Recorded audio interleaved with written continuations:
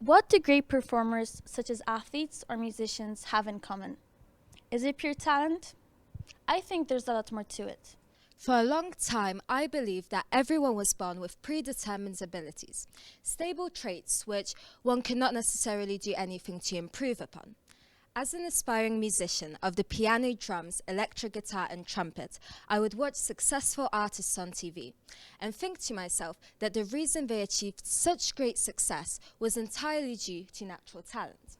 Despite the fact that it looks like success simply came to all these great musical legends or athletes, a majority of them failed, many times before they began to see results.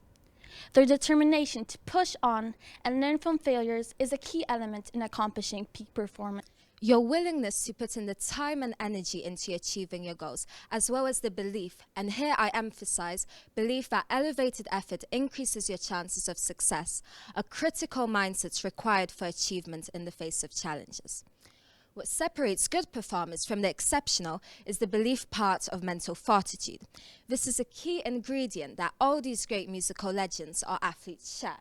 What distinguishes the greats is their ability to learn from past mistakes, accept failure with equanimity, and move on with a profound belief in their own abilities, regardless of what others tell them or the obstacles they face. Let me share one of my experiences as a competitive runner. So a few weeks ago, during one of my running meets, I was to run 1500 meters. This is my preferred race distance. I was physically prepared. The race was part of preparation for the nationals scheduled for the following week. I did not check who I was running against, and I was a bit surprised to find that I am competing against much older girls. They were over 20. Despite this, I was still very confident. During the race, I ran next to the leading group of 4 runners, which is what I usually do. Things were going well, up until about 2/3 of the distance. I was aiming to beat my personal best, but then the pace of the leading group started to increase. I couldn't keep up. I felt like my legs were about to give in, and I feared I wouldn't finish. I was facing a serious personal challenge, both physically and mentally. I was consumed by negative and defeatist thoughts. Eventually, I crossed the finish line, but I was overtaken by everyone else and finished last. Instead of building up my confidence before the nationals, I had dented it badly. I thought that I did not stand a chance against my competition. But there is a lesson that you can take home from my experience. When you have reached the deepest depths of diminishing confidence and have lost the motivation to keep trying, you cross an imaginative border and realize that you can still dig deeper into your motivational reserves.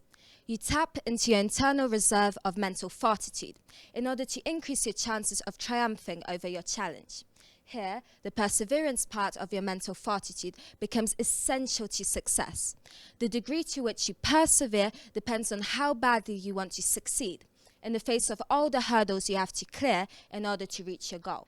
I look around me and see so many people, including myself, who will simply avoid their personal hurdles and stay in their comfort zone. They often refuse to adopt the belief that they can succeed, as well as necessary effort required to achieve their fullest potential. Instead of taking risks, many resort to picking the safest and easiest options available.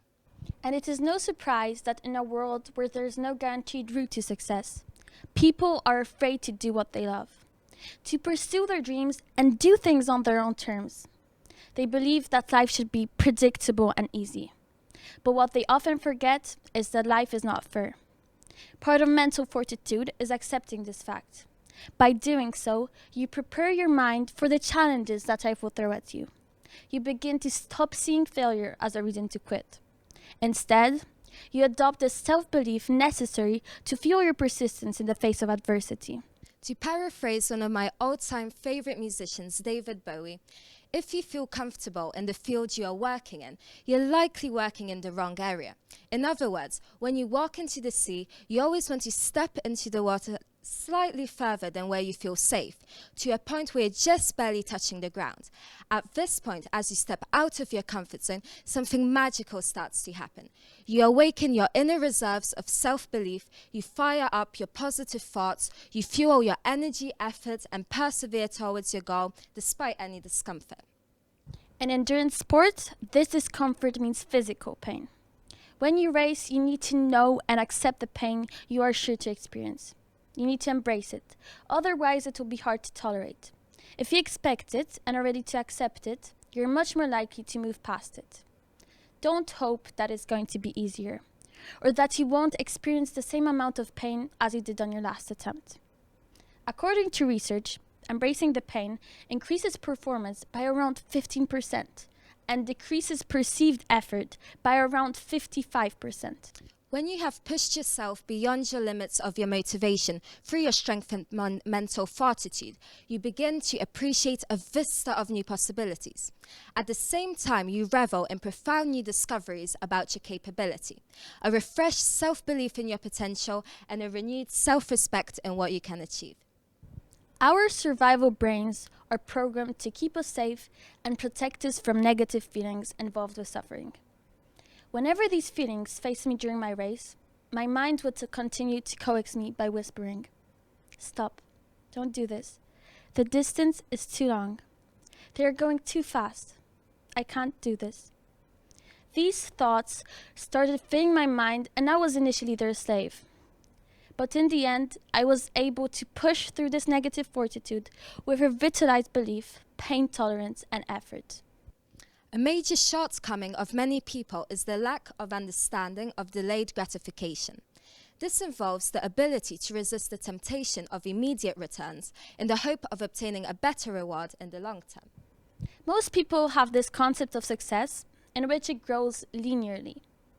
But success grows exponentially, meaning growth increases even more rapidly with passing time. This can allow a massive explosion in progress. In order to use this power of exponential growth to achieve peak performance, the core element required is mental fortitude. During the early stages, you might notice that despite your hard work, time expended and effort, you don't see immediate returns. This causes so many people to quit before they start to hit the exponential part of a success curve and clear new record heights of success. One of the best pieces of advice I heard was from Alexi Pappas, an Olympic runner, in what she calls the rule of thirds. She stated that when you're chasing a big goal, you're supposed to feel good a third of the time, okay a third of the time, and crappy a third of the time. If the ratio is off and you feel good all the time, then you're not pushing yourself enough. Likewise, if you feel bad all the time, then you might be fatigued and need to dial things back. This rule has helped me to not give up on my true hopes and dreams, no matter how bad things got on certain days. It is important to note that the benefits of mental fortitude do not happen overnight, and achieving these benefits can be very difficult. Throughout concert performances, I realized that one of the most crucial aspects to this process is being straightforward with yourself. You can talk yourself into believing that not achieving the result you expected is not your fault. But the only person you would be deceiving is the person you see in the mirror. In order to develop mental fortitude, you have to accept what you need to work on and ask yourself how you could improve. Did you practice today? No? What are you going to do about it? Try to focus on action, even if it's just taking little steps, such as learning one new skill per day or perhaps running for 10 minutes. And generally in life, be truthful to yourself no matter how painful it is. This will help you change. Accept full responsibility for your actions and be accountable for the mistakes you have made. Do not blame anyone for the difficulties you face. During concerts, for instance, you can blame the equipment or other musicians, but in the end, it all comes down to you. You have to be aware of the things you want to change and take realistic steps towards self-improvement. After my performances, I acknowledge what I did correctly, and I also note down what I could have improved upon so that I can do better on my next attempt. Only be competitive with the person you were yesterday. The only true way to improve is by setting realistic goals for yourself. Doing your best doesn't count. The goal must be clear. In a recent study, athletes were divided into two groups. One group was told to just improve their results or to simply do their best.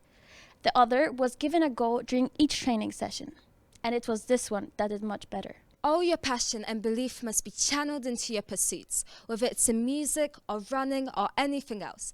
Don't do it for anyone but yourself. Don't feel the need to fulfill other people's expectations of you. What matters most is that you ultimately do what you love for yourself, because if you do it for others, it will only result in you doubting yourself. You have to trust yourself and express this in doing what you love, because ultimately it's your life to live and no one else's. The mindset you should have is one where you believe in a world of doors to new possibilities, which are waiting to be opened through effort and belief. This mindset allowed me to overcome my limitations, accept that effort would be painful, and that extensive and increasing hard work are a necessity in accomplishing goals.